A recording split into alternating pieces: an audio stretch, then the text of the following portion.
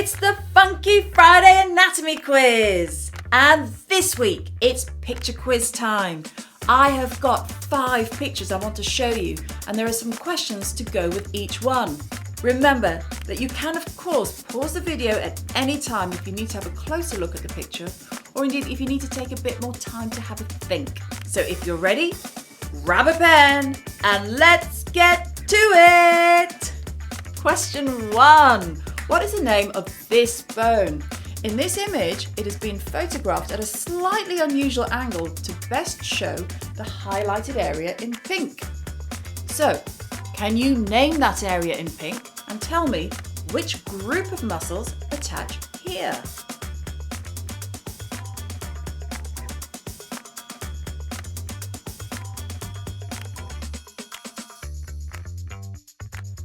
Question 2. What is this muscle called? What is its nerve supply? And what does it do?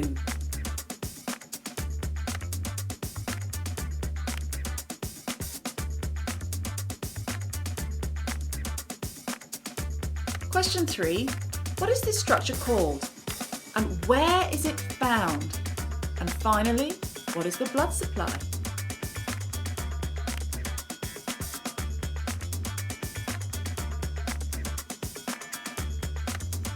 Next question is, what is this highlighted area in this photograph called? What are its boundaries and what structures pass through this space?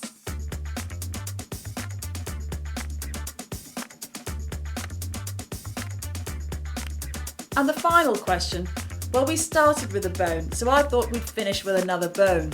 So can you name this bone and also tell me what is the highlighted area in pink called? And finally, can you tell me which muscle attaches here?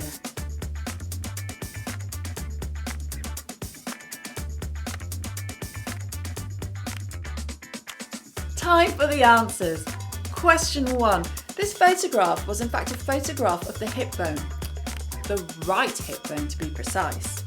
And this bone has been tilted to clearly show you that highlighted area in pink, which was the ischial tuberosity, which is part of the ischium. The ischium is one of the 3 bony constituents of the hip bone. The others are the ilium and the pubis. The ischial tuberosity is the part that we sit on, and it is the hamstring muscles that arise from here. Now, the hamstring muscles are powerful flexors of the knee joint, and they also extend the hip joint. Question 2 was the trapezius muscle, and it's supplied by the spinal accessory nerve, which is formed by the lateral nerve roots of C1 through to C5. It is a lovely, large, triangular-shaped muscle that covers an extensive area across the upper part of the back and the neck. And you can see that it has 3 sections. The upper fibres insert onto the lateral third of the posterior clavicle and the acromion. The middle fibres insert onto part of the acromion and along the spine of the scapula. And the lower fibres come up to insert on the spine of the scapula towards the medial border of the scapula, which is closest to the spine. Now, the trapezius plays a pivotal role in controlling movement of the scapula.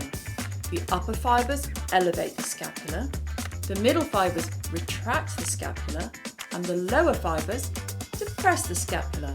As the shoulder surgeon, I see so many people with shoulder pain who come in with super tight upper traps and their shoulders are up by their ears.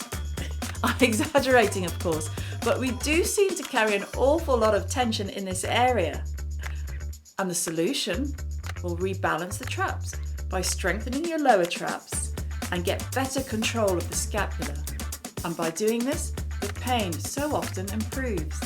The answer to question 3 was the cecum.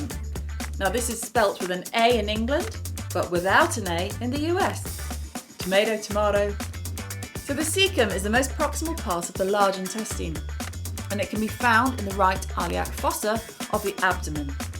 It lies just after the ileum in the digestive tract, following the ileocecal junction. The name itself, cecum, means blind from Latin, and it is indeed a blind ending tract. The ileocecal valve prevents the backflow of digestive contents from the cecum into the small intestines.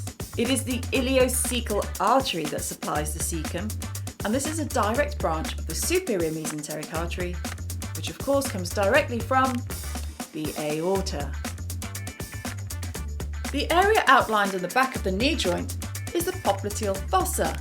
This is a diamond-shaped area, so that therefore has 4 borders.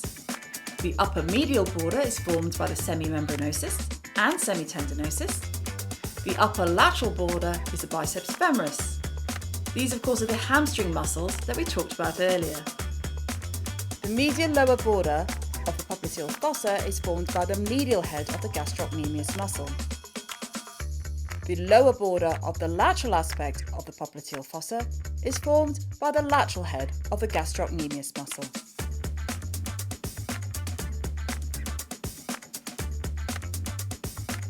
The structures that pass through the popliteal fossa, from superficial to deep, are the sciatic nerve, the popliteal vein, and the popliteal artery, which means therefore that the popliteal artery is the one which is closest to the knee joint capsule.